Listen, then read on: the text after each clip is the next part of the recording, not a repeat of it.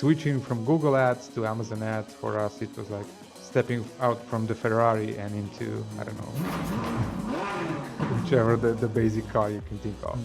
Campaigns, we try to eliminate anything that Amazon can do for us, because that most of the time is like, it's good for Amazon, but not that good for sellers.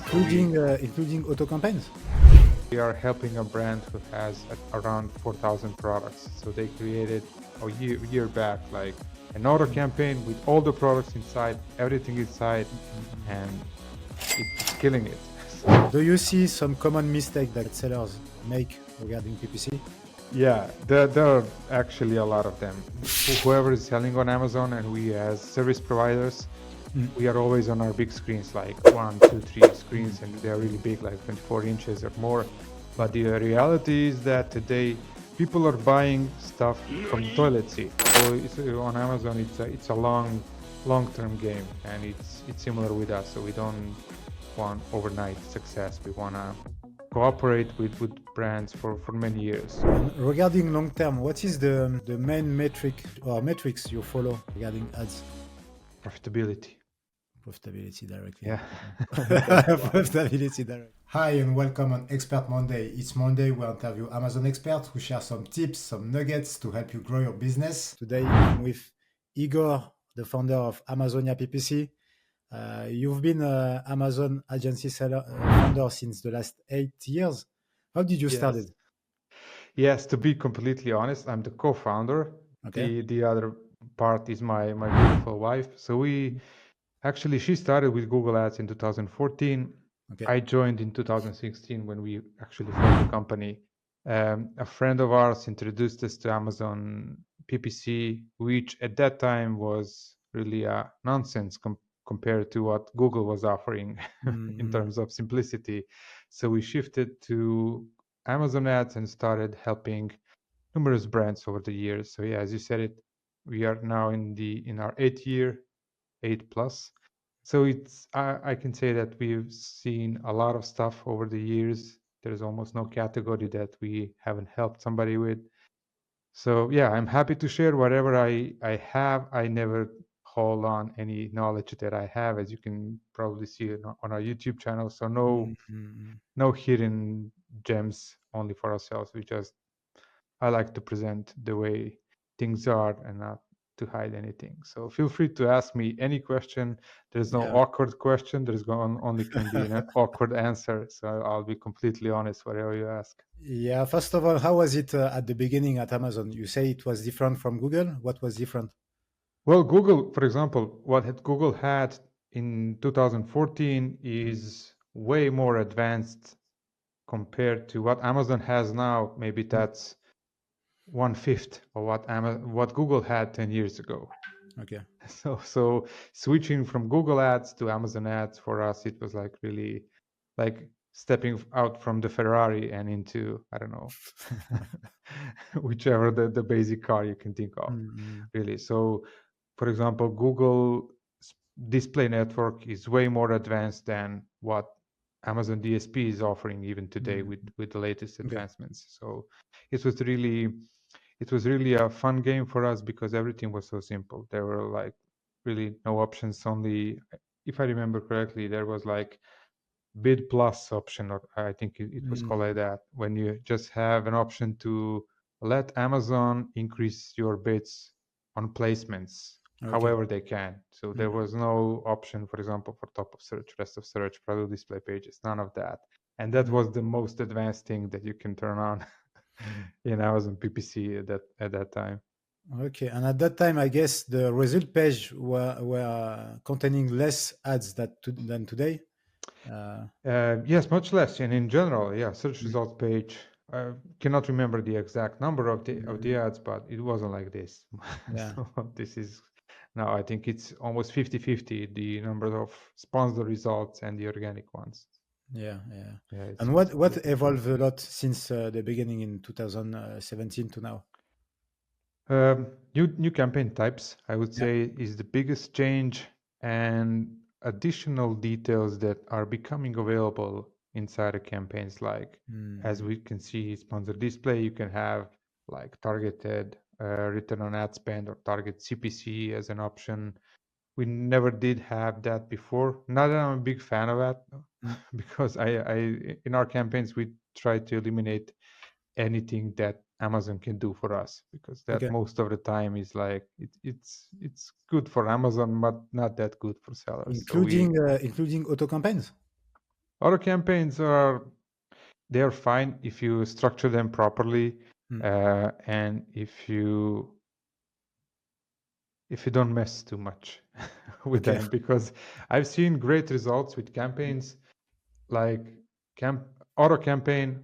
all match types inside. We don't do that. We usually split one auto campaign for the close match, one for the loose match, and the rest goes on the same. But I've seen great results. For example, we are helping a brand who has around 4,000 products. So they created a year back like an auto Mm. campaign with all the products inside, everything inside, Mm. Mm. and it's killing it.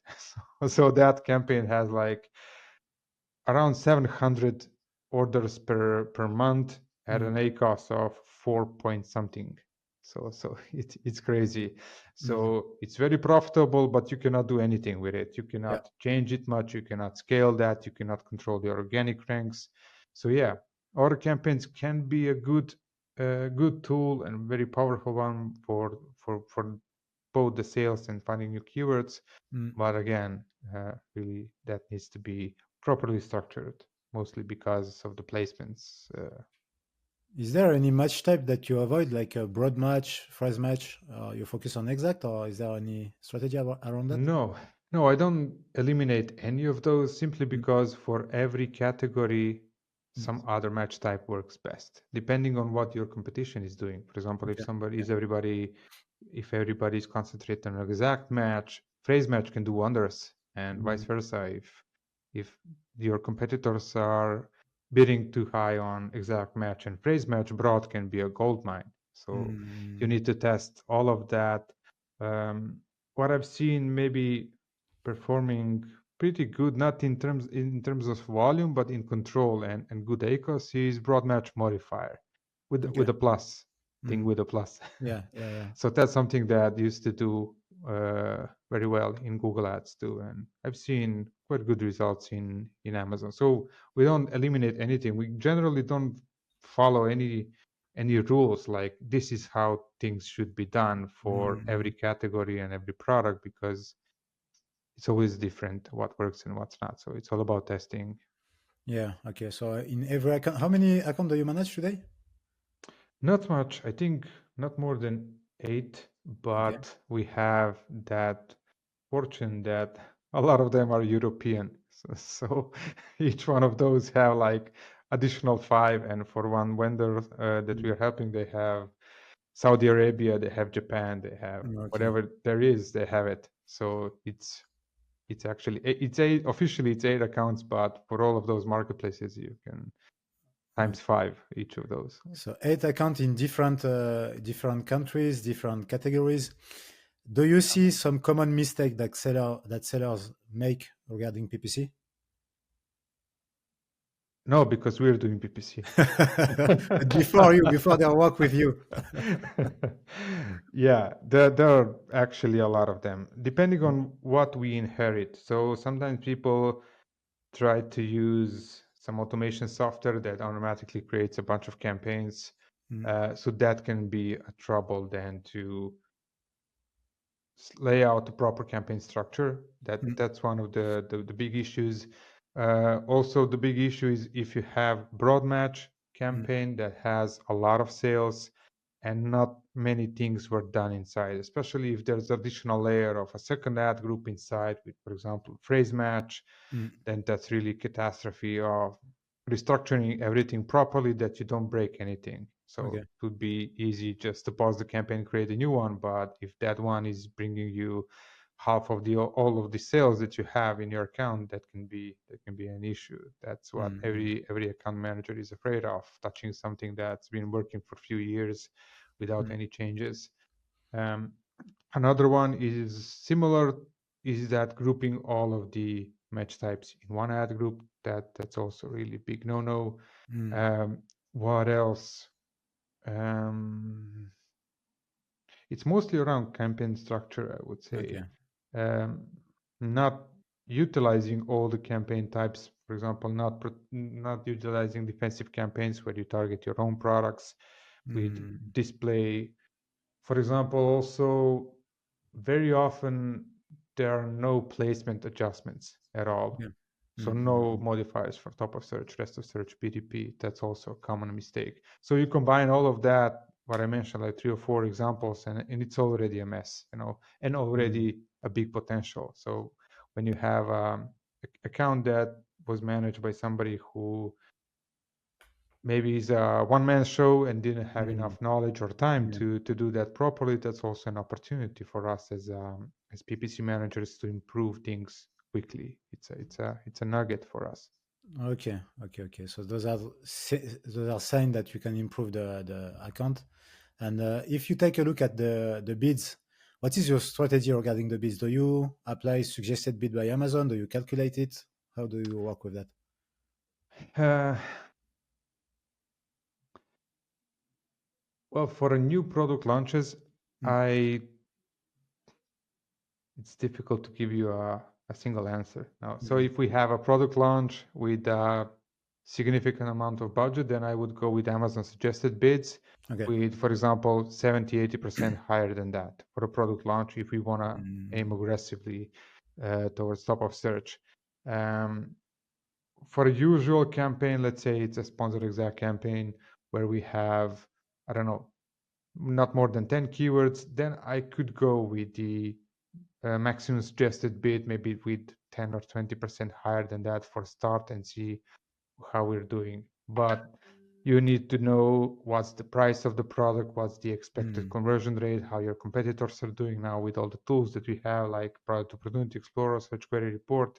mm, You can have an estimation how certain keywords gonna perform, and that okay. is if you did a good job on the listing and optimizing for conversions, then and only then you should start the PPC. Without that, I would pause with the PPC. Okay, okay, okay. And we met in Prague. You are doing a talk about PPC budget, launching budget. Can you Yes. tell me about that? How to calculate my budget in PPC? Yeah, it's not the only way, and Mm, it's not, I wouldn't say that's it. Don't mm, ever search for anything else. But I can show you how I do it. And yeah. the biggest takeaway is just to remember the overall process and then maybe Mm, improve it to better suit your own needs. yeah. Like because you know your category much better than I do, Mm. etc. I don't know. Yeah, can I share the screen over here? Yeah, Maybe. you should be able with the button in in the below share Okay. screen. Share screen. Okay. Let's try and select the tab. This one. All right. Can you see it? Yeah. Okay, so this is the fancy product launch calculator. How Mm, it works, I'll try to be as concise as possible. mm, So to choose your keywords, you can use your favorite keyword research tool like Helium 10 or Data Dive. I use Helium 10 simply because it can give me this number CPR per day. That's mm, okay. how many sales you need to have per day. Sorry, CPR is over the period of 8 days, but I calculate like Mm, the number then divided by 8 to get how many sales per day. mm, So you do your, for example, in Cerebro, you get your keywords and you get your search volume just to know what you're dealing with. mm, And you get the maximum suggested bid and the CPR number from Helium 10. That's this okay. column. Then I also added a Datarova tool. That's datarova.com, and you can Mm, subscribe to that. If you're selling in US, this is a must-have because it will give you. It's similar to Helium 10, not mm, as powerful, mm, but what it does, it gives you a how many sales you need to have per day in order to rank on top 3 positions. So yeah. Helium 10 is giving you 1 through 16 positions with their Okay. CPR number, while Mm, Datarova with the number daily sales to rank is giving you daily sales that you need to have. Now, okay. when you have that, uh, I go ahead and create a new campaign. You add your products to the campaign, select the exact match type, and add your Yeah. keywords. Like simply paste the keywords inside, and you will get Amazon suggested bids, like minimum Okay. suggested bid, average, and maximum suggested bid. And I copy the maximum suggested bids here, and I have a launch bid modifier here, which I set to 50%, but it can be customized. Okay. Then what you need to have is conversion rate for your keywords, at least average. Now you can completely estimate it, eyeball it, if you know how things are going.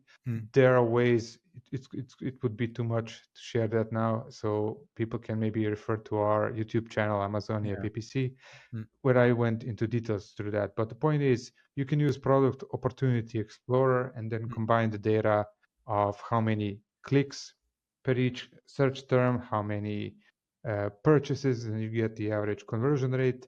But the point is, whichever method you're using through Search Query Performance Report or the Product Opportunity Explorer to find the average conversion rate. For example, if you see that for your keywords, the average is 10%, I would like to add usually 10% and a few percentages below and above that, just so you be safe what to expect. And I would aim for the worst case scenario. Like if the average is 10%, I would somewhere in my mind have a knowledge that most probably it's not going to be $21 for each sale, but more likely $31 per sale for each um, for each sale. And then you get the average, like a rough average of cost per sale, and you multiply that by how many sales you need to have per day, and then you get the daily sales, daily budget for Okay. ranking for all of these keywords. And then if it's too much, you can remove several keywords and then just aim for the three. And you get usually 2 or 3 times higher in data ROA because this is for top 3 positions. Now, the biggest takeaway for this is it's best to have any, like some kind of estimation how much budget would you need for a product launch or a relaunch of a certain keyword than not to have any, because you can really get surprised how expensive it can be. So if you aim to be on positions, I don't know, position 5 is the goal because you saw that, for example, it's not like realistic to get to position number 2 or 3, and then you see that you roughly estimate, hey, we're gonna aim for that, whatever the cost is, and then you can easily um, see that it's going to be not $200 per day, it's going to be $2,000 per day for those keywords. And then by knowing that, you will avoid the situation which very often happens, is that you start aggressively day 1, day 3, day 3 out of the 2 weeks period, and after 3 days you spent a bunch of money, didn't do anything, and it's complete waste. So you didn't rank at all, you didn't hold it long enough to maintain some kind of a rank, so it's a complete waste of the money. So that's the biggest point of this product launch calculator, and I strongly suggest that you use some kind of it for your product launches in the future. Okay, perfect. Can we download this in your YouTube channel? Is there any Yes, video where yes, it's completely okay. free to download, and you can alter it however you like. And I have several other calculators, like CPA calculators. I have lifetime value is not done yet. I'm not going to tell you that. Product placement calculators also, I use these quite often, so that's also additional, like a big topic for placements. But we can maybe touch it on In another, on our next episode, or yeah. people can view it on our channel. Yeah, we can talk about that in another video. I can see that it is a quite big Google sheet, so there is a lot to Yeah, say in this one. yeah, So, yeah. is there any other topic you want to share in this one Uh, about PPC? yeah, the topic that I always use any occasion to talk about is listing optimization for mobile, Yeah. because that's very often neglected, because whoever is selling on Amazon and we as service providers, we are always on our big screens, like 1, 2, 3 screens, and they are really big, like 24 inches or more. Yeah. So we kind of got used to see the world through our big screens, and everything is nice and shiny. We even zoom in, everything is polished. But the reality is that today people are buying stuff from the toilet seat. Yeah. So that's gross, but that's happened. So that happens. So when we wait for our kids in kindergarten, we scroll, we browse, we do that from our phones. So more often than not, I see that the listings are optimized for desktop, and that's all shiny and polished. But when you open that from your mobile, you see that the letters are actually pretty tiny, and or it's blurred, or just the quality is really bad. So it's a really easy fix. So even if you invest, I don't know, $500 for a professional to do it, even though you can do it too, but if you hire a professional to do it, the ROI on that is huge. So I very often I calculated. Maybe I can share again the calculator Yeah, if that's sure. okay to share. Okay.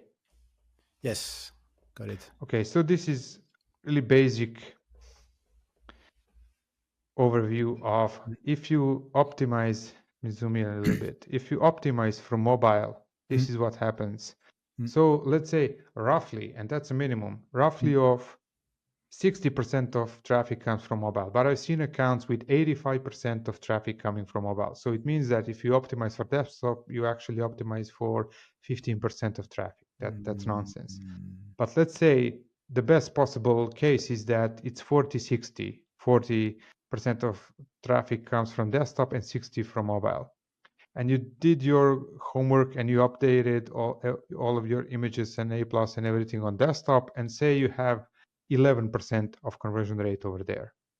While on mobile, where you have majority of traffic, you didn't do that, and you have only 4% conversion rate. On average, that's 6.77, and you keep optimizing, you keep testing, but only for desktop, while the mobile is neglected.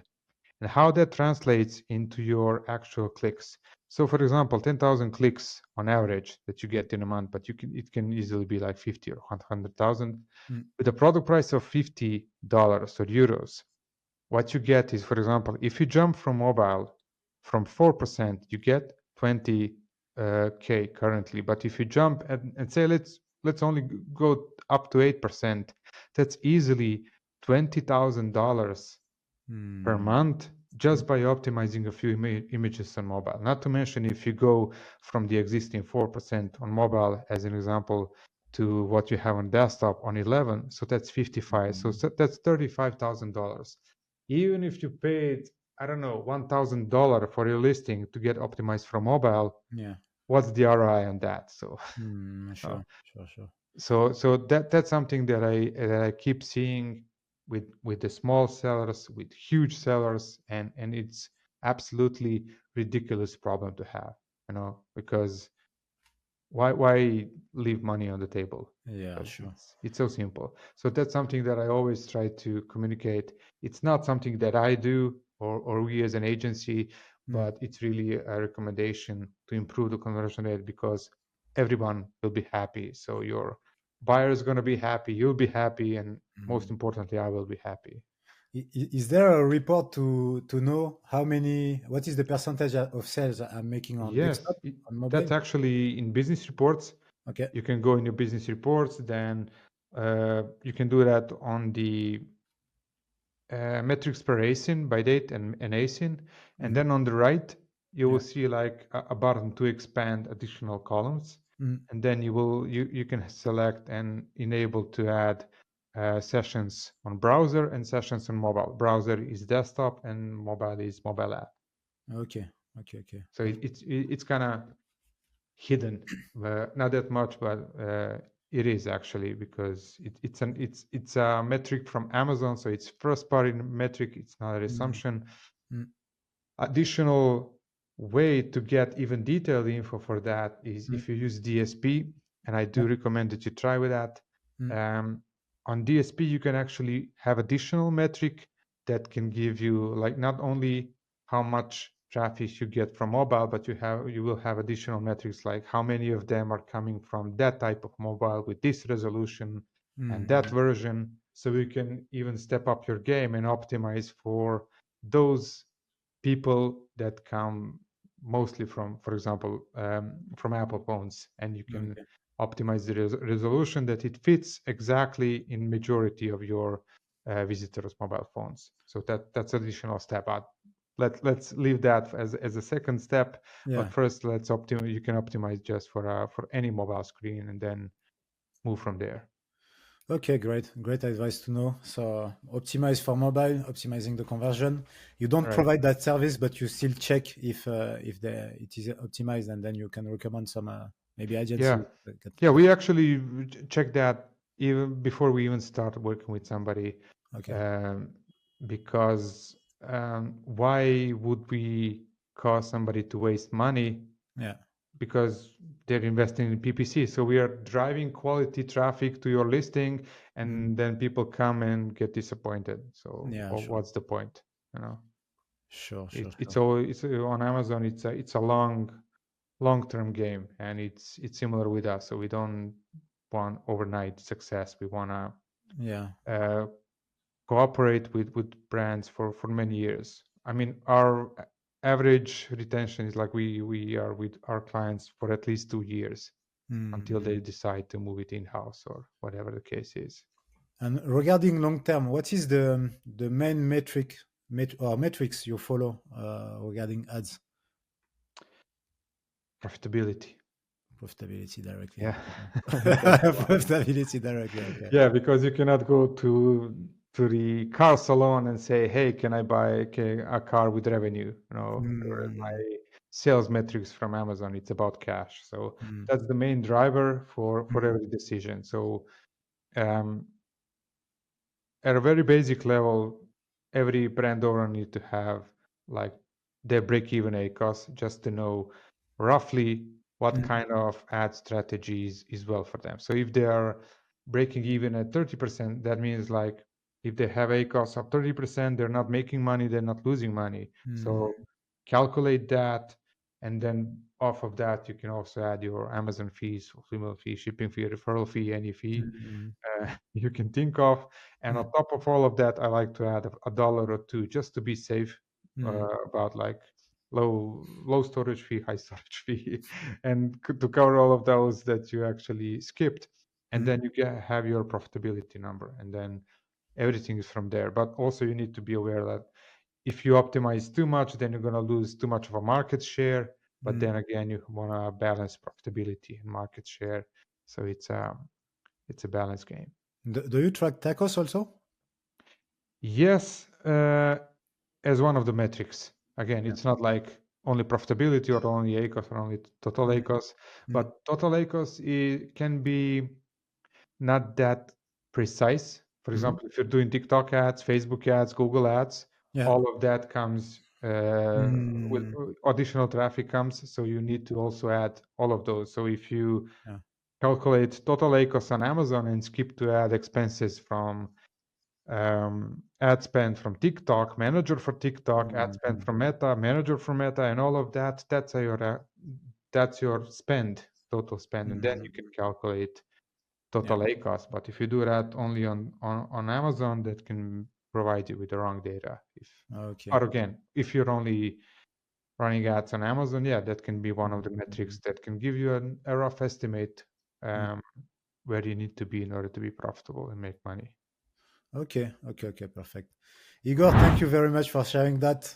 We can do other video in the future with other topics related to PPC. Yeah. So if you guys have any question, please ask in the comment section below, and we'll do some more video about that. Yeah. See you. Bye bye. Bye bye, guys.